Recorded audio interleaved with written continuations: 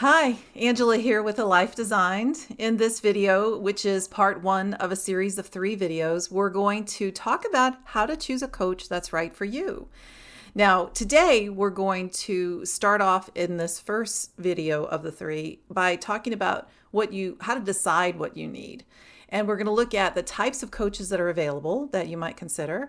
We're looking at how coaches charge, and so you get a sense of that for your budgeting, and various coaching styles that will be important because maybe there's a preferred style that you have that you'd like to hire.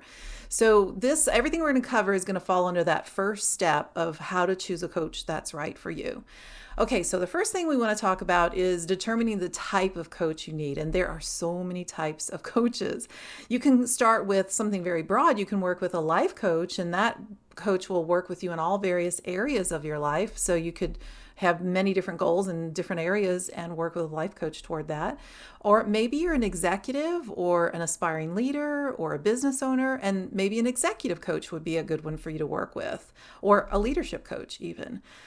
Some people actually need a career coach, and that's what I do, is career coaching. And so maybe you are thinking about looking at different career options. Maybe you're thinking about looking for a new job, or maybe you're considering entrepreneurship, and discussing that with a career coach can help. Or if you have decided you want to start a business, then you may want to work with a business coach. A business coach can help you start your business, can help you build your business. There are so many other types of coaches too. How about relationship coaches? You can work with a dating coach. You can work with a parenting coach, full spectrum. You can work with financial coaches, coaches who help you with your money mindset. You can work, of course, with people who do health and fitness coaching as well. So as you can see, depending on what you need, if it's something very specialized or if it's something a little bit more broad-based, there's a coach for that. Whatever you need, there's a coach for that out there. So just kind of keep that in mind as you're looking out there, so you're not overwhelmed by all the options. By the way, also just keep this in mind too. You might come across, as you're doing some research looking into coaches, that some coaches are kind of gender specific. So you might be looking at coaches who only work with men going through divorce, or only work with women entrepreneurs. Or you might find coaches who are age specific. So I've known career coaches who work with graduating seniors from college and high school. I've also known a coach, at least one, that had worked with people over 55. So there are those kinds of considerations too. Maybe those things matter to you, maybe they don't matter to you, but at least you know when you're starting to do your research into this whole process, right? All right, so the next thing we want to look at is about being realistic with your budget, right? And how does this all work as far as the money goes? Some coaches have hourly rates. Some coaches have package deals, and package deal could be for a particular length of time. It could include a certain number of sessions or other things that it might come with the package. So you'd have to kind of find out what the package includes. Some coaches have what they call monthly retainers. And so you pay a particular fee each month, renewable or recurring if you want to keep working month after month. And then usually they spell out with you what kind of support you get during that period of time, and how frequent your support can be during that period of time. Some coaches also offer what we call group coaching, where you are not just the only person one-on-one being coached. There could be others that are getting group coached.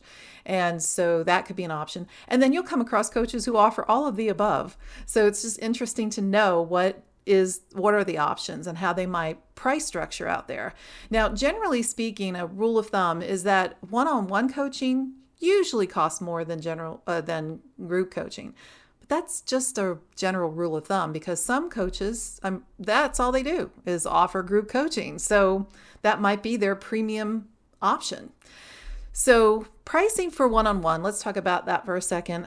It can vary widely depending on the type of specialty and the kind of training that might be needed. Also, the experience level of the coach has a lot to do with this. What you usually see is that a more experienced coach will have higher rates, and that's the kind of the norm. But going back to this niche kind of idea, like you can think of a health coach or a career coach like me. You might look at somewhere between $250 to $300 on the high end. However, for an executive coach whose costs might get offset by a company or a business, their rates can be as high as $500 to $1,000 or more an hour. So it really just depends. Again, widely varied. You can look on the internet and find a lot of great information about pricing and what's going on. But now you have an idea of the structures that are possible, or the general, usual, common structures. All right, so let's talk about your preferred style of coaching so you can understand what style coaches usually have and see what's a good match for you. I'm going to talk about 3 main styles. I'm not going to get into the nitty-gritty of all the different types of styles. I've seen as many as 11, 13, all kinds of different styles. But we're just going to talk about the 3 main categories of styles. The first style, I'm going to call it the facilitator style. This is someone who facilitates the process of coaching with you. They don't necessarily tell you what to do. What they're doing is encouraging you to explore your own way forward based on your inner wisdom, based on your life experiences. They tend to ask very powerful questions. They may use really good tools and techniques to get that out of you and figure out what would be a good step forward for you. And a lot of times there's a customized plan based on that. So here's an example. Like when I'm doing career coaching and I might be using the facilitator style with someone, it would be like if you're feeling stuck in your career, and then I might ask you the question, what task or activity in your work, professional task or activity, do you enjoy doing so much that you lose track of time doing it? And then by looking at your answer to that question, by doing the reflection and then hearing your response, then what I would do is help to guide you toward what action step you want to take based on that. But you notice I'm saying guiding and facilitating. I'm not telling you what to do based on what the answer is. So that's what I mean by the facilitator process. Within the next style, you'll see it's kind of the opposite of that. It's the expert, or maybe more what we'd call the authoritarian style. And the authoritarian style is a coach who, of course, is an expert in something, and they provide a prescriptive path forward, a process to reach your goal. The coach provides a plan. You might collaborate together to come up with a plan that's suitable for you, but usually in this type of style, it's the coach that is the expert and the coach that has the plan and the coach that gives you that plan. And then your job is to follow the steps of the plan. And the coach's role is to make sure you're following those steps and checking in with you and monitoring your progress and making sure that you're reaching your goal with you. So they tend to be a little bit more, hands-on in that way. A good example of that would be a fitness coach. A fitness coach is an expert, of course, or in the realm of fitness, and they may give you a program, a fitness program that you follow, a special diet, instructions on your workouts. So, and then of course you're doing that step by step, and you're checking in with them and telling them your progress, and they're making sure that you're reaching your goals. That's a good example of an expert or authoritarian style of coaching. Now, the third one is really, I'm going to call this a hybrid or combination style, because sometimes the coach that you work with is both a facilitator and an expert, switching kind of seamlessly between both of these roles whenever it's needed, if it's needed. So, for example, let's go back to the career coaching example.